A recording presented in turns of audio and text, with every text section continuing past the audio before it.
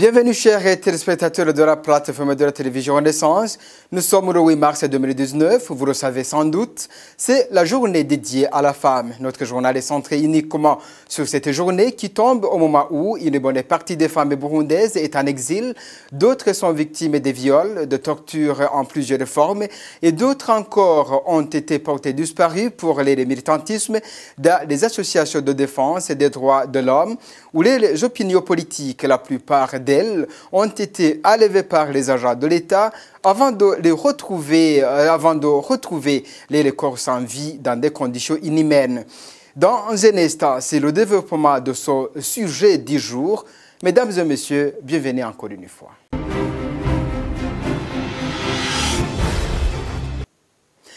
Débutons par cette déclaration officielle du ministre des Droits de l'Homme et du Genre. La femme devrait être au centre des programmes innovants de la protection sociale. C'est le thème de la Journée mondiale de la femme de cette année célébrée chaque 8 mars de chaque année. Le ministre des Droits de l'Homme et du Genre le souhaite ainsi pour promouvoir les talents des femmes qui sont malheureusement ignorés dans la prise de certaines décisions où elles devraient elles aussi contribuer. Suivez Martin Niviabanti. Le 8 mars de chaque année, le Burundi se joint aux autres pays du monde entier pour célébrer la Journée internationale de la femme. La célébration de cette journée offre aussi une opportunité de se fixer de nouvelles orientations et priorités pour atteindre plus de résultats en matière de protection et de défense des droits des femmes. Dans notre pays, cette journée sera célébrée sous le thème suivant: la femme au centre des programmes innovants de protection sociale. Et ce thème interpelle tous les acteurs, surtout ceux qui œuvrent pour la protection sociale, d'initier des programmes innovants et de les centrer sur les femmes en vue de renforcer leur rôle de pilier de paix et de développement des familles et du pays. Tout le mois de mars est dédié à la femme et différentes activités seront organisées. Il s'agit entre autres de différentes émissions, ateliers d'information et d'échanges sur le renforcement des systèmes de protection sociale, la participation du Burundi à la 63e session de la Commission de la condition de la femme à New York, etc. Les festivités marquant la commémoration de cette journée ont lieu à Gitega, au chef-lieu de la province, au stade Ingoma, ce vendredi le 8 mars 2019. Nous invitons tout le monde, hommes, femmes de Gitega et ceux des autres provinces, de répondre massivement à ce grand rendez-vous. À toutes les femmes du Burundi, nous vous souhaitons une bonne fête. Vive la femme pilier du développement durable. Et chaque 8 mars de l'année, le monde célèbre la Journée internationale de la femme. Les femmes burundaises exilées à Kigali sont appelées à créer de petits travaux pour gagner la vie comme la seule façon de faire face aux problèmes liés à la pauvreté. Les festivités de cette journée ont eu lieu dans les enceintes d'Oasis de paix à Kichukiro. Reportage signé Rodrigue Ndekumwami.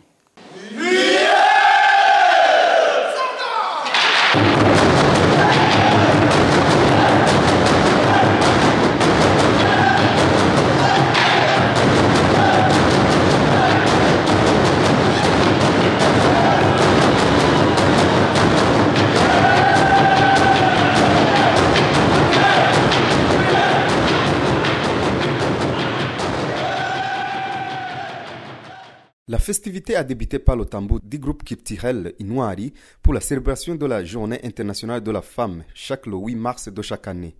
Les femmes vivant en exil dans la ville de Kigali ont célébré cette journée sous le thème « Développement de la femme réfugiée ».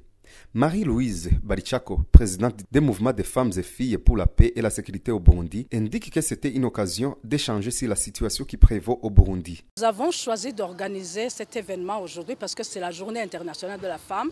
Normalement, c'est un jour de célébration, c'est un jour de réjouissance, mais nous nous sommes dit, même si ce n'est pas un temps de réjouissance pour nous, c'est quand même un temps de célébration. Nous allons célébrer notre féminité, nous allons célébrer le fait que nous soyons des femmes, que nous soyons ce que nous sommes, mais aussi rassembler notre communauté, tous ceux avec qui nous sommes venus, les hommes, les jeunes, vous tous, les médias et tout le monde, pour qu'ensemble nous puissions réfléchir sur les problèmes qui pèsent sur notre communauté de réfugiés, afin qu'on puisse trouver ensemble comment comment engager chacun et tout le monde afin que nous puissions trouver des solutions. Aline Nirere, une femme burundaise qui vit au Rwanda, a été satisfaite de façon que les femmes burundaises vivant au Rwanda continuent à se battre pour gagner la vie, même si ce n'est pas facile. Nous étions découragés. On ne savait pas comment on va vivre en exil. Mais aujourd'hui, ce qui m'a plu, j'ai vu que les femmes sont capables. Elles ont vu que même si elles sont en exil, elles peuvent travailler. Cette célébration qu'on faisait au Burundi, même ici en exil, c'est pareil. Donc, je suis satisfaite. Ça m'a montré que là où les femmes sont n'importe où, continuent à défendre leurs droits. C'est ça qui m'a touché. Et pour du côté des invités à cette festivité, Anne-Catherine, qui a représenté le HCR, a remercié le gouvernement du Rwanda pour les avantages qu'il octroie à tous les réfugiés vivant au Rwanda. Par exemple, l'octroi des papiers, des cartes biométriques, mais demande aux réfugiés burundais d'être compétitifs en cherchant du travail parce qu'ils sont comme des autres citoyens. C'est important qu'aujourd'hui, tout le monde, les femmes, les hommes, les filles, les garçons, prennent l'opportunité pour vraiment réfléchir. C'est quoi que j'ai compris, femme, comme homme, pour vraiment faire ce monde un monde meilleur.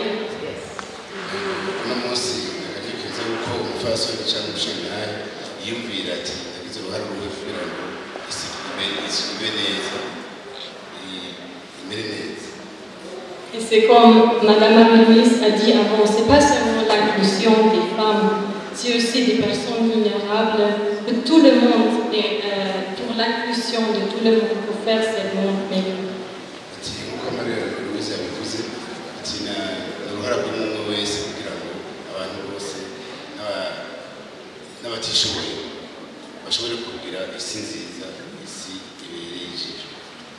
Et très important pour faire ce monde meilleur, c'est l'équilibre, pour équilibrer les genres. Et ça, c'est aussi un thème de la Journée mondiale de la femme pour cette année 2019. Meilleur équilibre pour un monde meilleur.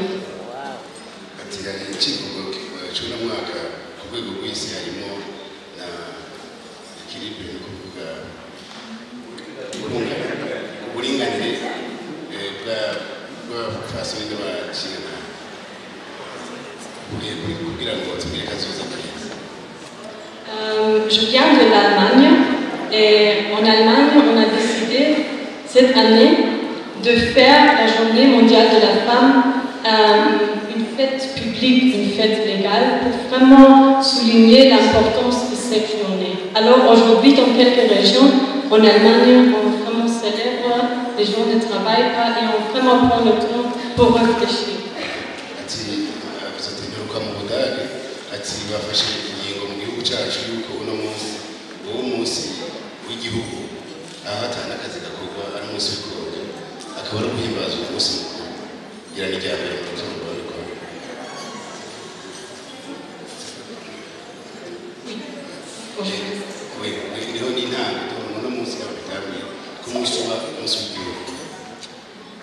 Et vraiment, tout le monde de nous a un rôle pour supporter que les filles et les femmes ont les mêmes droits que les hommes et les garçons.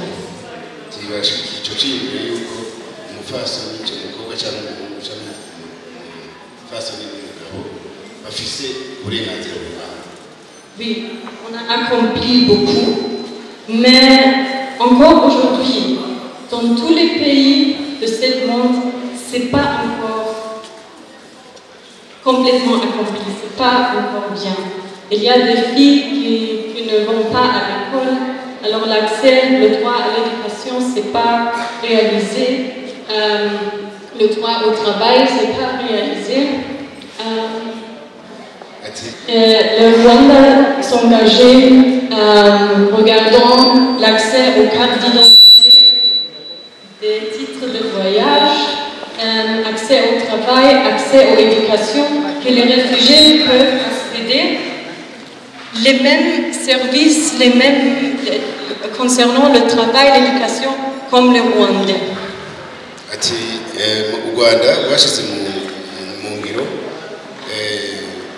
ibyifuzo byawe ni byo gutanga ikarata y'inzira titre de voyage ati no gutanga uburenganzira ku bana kugira bige no gutanga amakarite d'identité u Rwanda rwabishyize mu ngiro imbere y'ibindi bihugu kandi twarabirose n'umwanya kubibashimira n'ejo twarabivuze ni ukuvuga yuko u Rwanda rwakurikije amategeko yose yasabwa muri iyo nama ya ONU.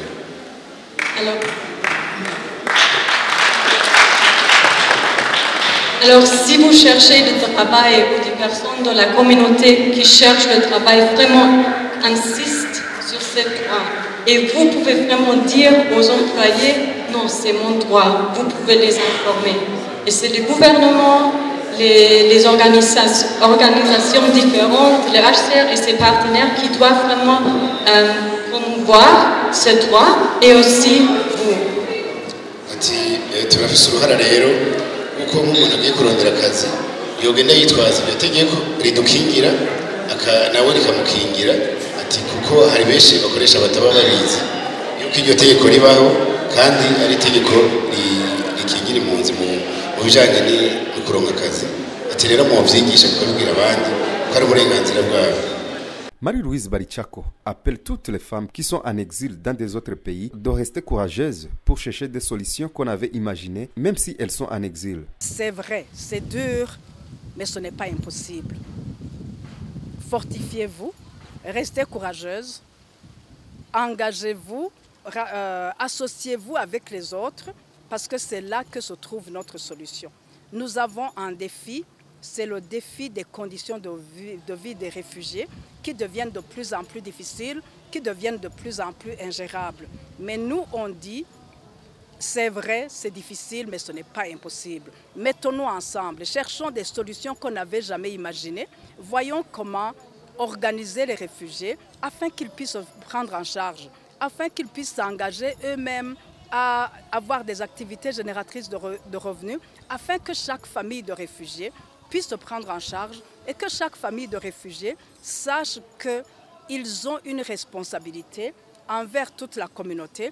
Ils ont une responsabilité dans la recherche de la paix et de la sécurité du Burundi. Nous, on encourage tout le monde, les femmes aussi. Il y a des femmes qui sont chefs de ménage parmi ces femmes réfugiées.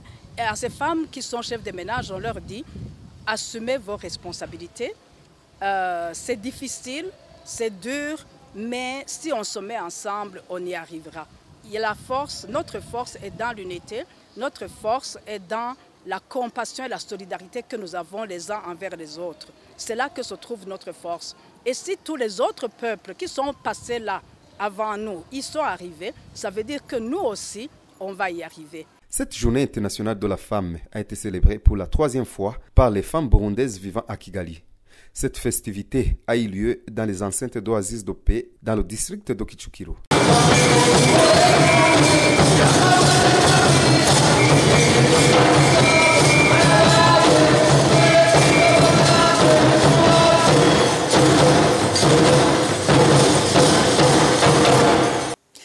Merci à mon collègue Rodrigue Ndikumwami. Le 8 mars est généralement une date de joie pour les femmes du monde entier qui évaluent le respect de leurs droits. Au Burundi, cependant, c'est au-delà des droits de la femme. Certaines n'ont pas été épargnées dans les actes ignobles de tuerie qui résultent des conflits politiques dans de formes différentes et elles ont disparu tragiquement.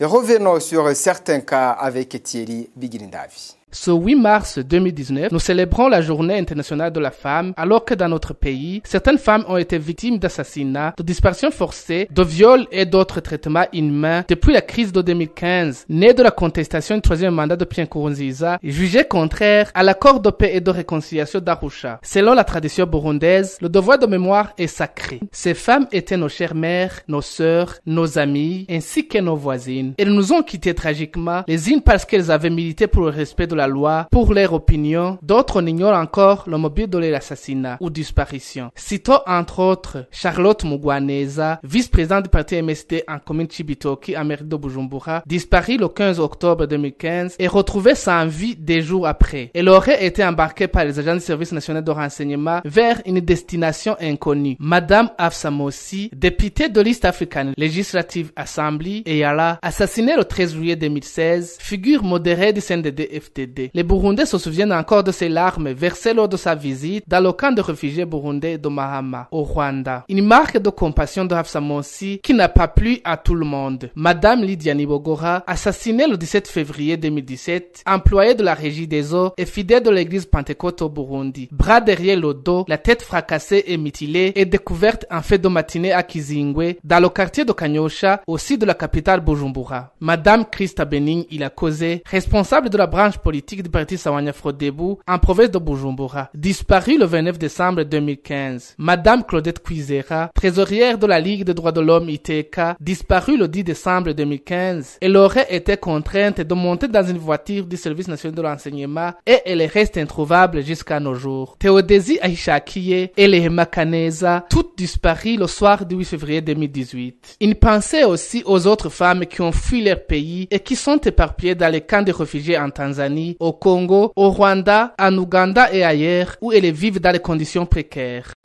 À cette même occasion, le Forum pour la conscience et le développement FOCODE se joint également à toutes les Burundaises dans la célébration de cette journée. Elle est dédiée. Il y pensait à l'endroit des femmes qui contribuent à subir des traitements cruels et inhumains de la part des pouvoirs de Pierre Nkurunziza. Pacifique Nahazwe, président de FOCODE, demande aux autorités burundaises de prendre des mesures concrètes contre ces crimes, d'enquêter et de sanctionner les auteurs de ces crimes. On l'écoute. À l'occasion de cette journée internationale de la femme, le FOCODE demande aux autorités burundaises de prendre des décisions pour améliorer les conditions sécuritaires de la femme burundaise, mais aussi de mener des enquêtes et de sanctionner les crimes graves qui ont été commis sur les femmes, spécialement les femmes opposées au troisième mandat de Pierre Nkurunziza. Ici, nous rappelons que beaucoup de femmes opposées au troisième mandat ont été assassinées, à l'instar de Charlotte Umugwaneza, arrêtée par un policier de la garde présidentielle Jonas Ndabirinde le 16 octobre 2015 et dont le cadavre a été retrouvé dans la rivière Gikoma. Nous rappelons aussi que des femmes opposées au troisième mandat de Nkurunziza ont été victimes de viols par des miliciens Imbonerakure et parfois par des policiers. Ici, nous donnons des exemples de nombreux cas de viols constatés dans la foulée ou après l'attaque des camps militaires en décembre 2015. Au cours de nos enquêtes aussi, nous avons constaté et nous avons appris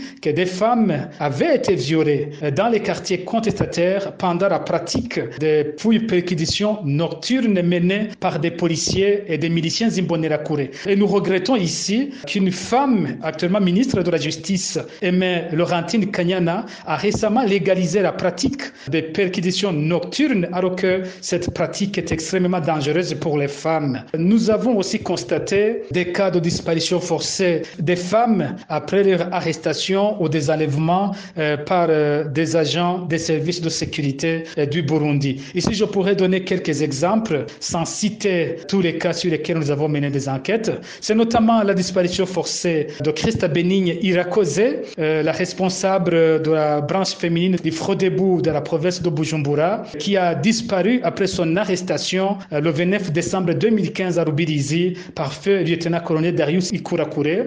C'est aussi l'exemple de Berize Ntakarutimana, arrêté le 16 janvier 2016 par le capitaine Prudent Tezimana à Mutakura et qui a disparu depuis. C'est aussi l'exemple de Marie-Claudette Kwizera qui a été enlevée par des agents du renseignement le 10 décembre 2015 et qui n'a jamais été retrouvée. Et nous constatons que dans tous ces cas, les femmes disparaissent après une détention secrète. Voilà, c'était Pacifique Nahazwe, il est président du FOCODE. La Journée internationale des droits de la femme arrive dans un contexte où des centaines de milliers de femmes burundaises sont en exil, d'autres victimes de viols ou encore d'arrestations arbitraires. La télé-Renaissance a recueilli de nombreux témoignages de victimes directes de ces actes ignobles perpétrés par les agents de l'État ou les miliciens Imbonerakure. Suivez des extraits de certains d'entre eux.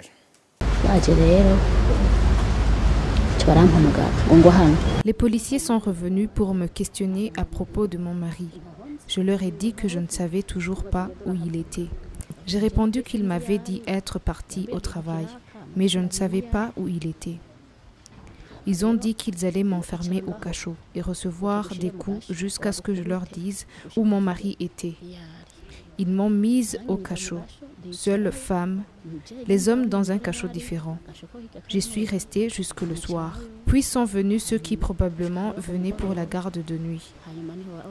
On leur a dit qu'il y avait une femme dans un cachot, une institutrice, et ils sont venus me voir. Ils sont d'abord entrés à deux et m'ont questionné sur le motif de mon arrestation. Je leur ai dit qu'on me demande où mon mari se trouvait et je n'en savais rien. Ils m'ont dit que c'était un petit problème à régler. Ils m'ont demandé si je savais ce qu'ils me voulaient. Ils m'ont dit « Vas-tu accepter ?» Un a dit à un autre d'amener une corde pour qu'on me lie les pieds et les mains. J'ai commencé à pleurer. Ils m'ont dit de déposer le bébé, que je pleure ou non, ça n'allait rien changer. Ils m'ont déplacé vers une maison derrière le cachot où je me trouvais. Je ne sais pas s'ils vivaient là. Ils m'ont attaché et m'ont violé. Tour à tour, ils étaient 3 au total.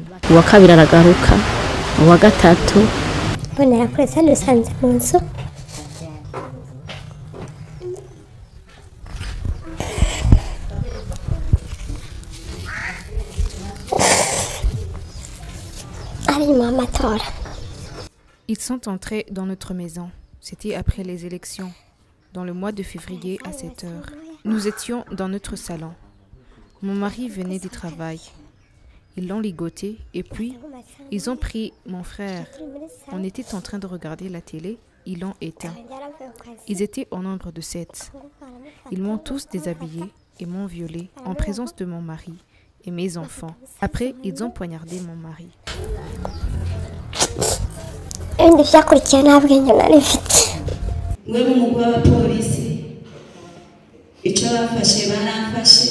J'ai croisé un groupe de policiers sur mon chemin alors que je rentrais chez moi.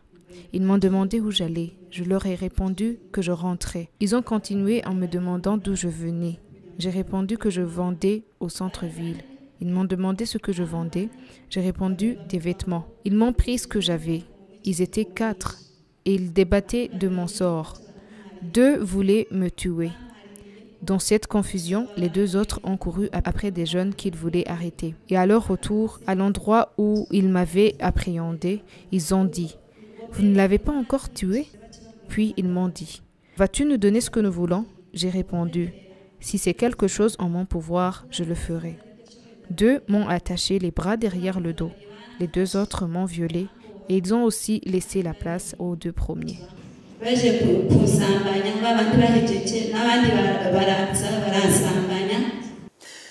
Les femmes restées au Burundi sont aussi malheureuses que celles qui sont en exil. C'est pour cette raison qu'elles doivent s'asseoir ensemble pour sortir de les situations de pauvreté. L'appel est de Maître Immaculée Hunja du mouvement des femmes et filles pour la paix et la sécurité au Burundi. Les problèmes qui ont fait que il y ait ceux qui restent dans le pays qui soit extérieur sont les mêmes. Donc le Burundi a un vrai problème. Un problème de sécurité, un problème de sous-développement. Tout ça, c'est lié. Quand vous n'arrivez pas à résoudre un problème dans un pays, l'impact, les conséquences touchent toutes les couches de la population. Pourquoi maintenant sur la scène internationale, au niveau de l'évaluation du développement des pays, on reste toujours dans le... On a toujours de la place de derrière, on n'est pas devant. Alors que cette fois-ci, le monde est ouvert. Le monde est ouvert, on peut voir les pays, certains pays qui émergent plus facilement. Mais les pays qui n'arrivent pas à résoudre leurs problèmes, qui ont des pays qui connaissent des crises cyclistes comme le nôtre, ont des difficultés de développement. Alors le sous-développement touche quoi? C'est le pays qui n'avance pas, c'est sa population qui n'avance pas. En revenant sur votre question, les femmes sont touchées énormément par cette crise. Les femmes n'arrivent pas à vivre dans la pauvreté. Elles n'arrivent pas à décoller économiquement. Elles vivent dans la peur. Elles n'arrivent pas à exprimer ou se mettre ensemble pour que cette question qui les empêche de se développer puisse être résolue. Voilà, c'était Maître Immaculée Hunja. Elle était invitée dans l'émission Club de la Presse de ce vendredi. Il n'y a pas d'osso métier. C'est l'anecdote utilisée par Alexandre Nekeza pour appeler les jeunes filles à ne pas négliger les métiers, même quand ils semblent petits. La journaliste de la radio Inzambaga Tekakawe fait un clin d'œil aux hommes de ne pas rendre de mauvais services aux filles en ne leur donnant que des cadeaux. On l'écoute. L'innovation, c'est se dire que je ne suis plus dans mon pays. L'innovation serait de se dire... il faut que je m'adapte. Moi, en tant qu'Alexandrine, je donne l'exemple sur moi-même pour ne citer personne. Moi, en tant qu'Alexandrine qui a grandi avec mes parents, qui me payaient tout, la voiture, tu vois, ce genre de trucs qu'on peut tous se permettre, aujourd'hui, je ne l'ai pas. Donc, l'innovation serait pour moi de commencer à me dire que je ne suis pas obligée d'être journaliste ou de faire des écoles de droit comme maître ici, mais que si j'ai la chance d'être artiste, si j'ai la chance d'être oratrice, pourquoi ne pas justement chercher dans ce cadre? On a plusieurs dons, surtout en tant que fille, mais que parfois on a tendance à cacher parce qu'on se dit que travailler dans un bureau c'est mieux que aller passer sa journée derrière une machine à coudre. Ou alors attendre un homme qui voilà, qui ou attendre un homme qui me prenne en charge. Mais aussi l'innovation pour moi serait de faire un appel à tous ces hommes. S'il vous plaît, arrêtez de donner tous ces biens à nos jeunes sœurs parce que apprenez-leur à être indépendants. Tu n'es pas en train de l'aider. Si elle te demande un truc, si c'est 1000 francs, dis-lui, non, je te donne 500 pour arriver à tel endroit. Tu vas travailler et après, on te paiera.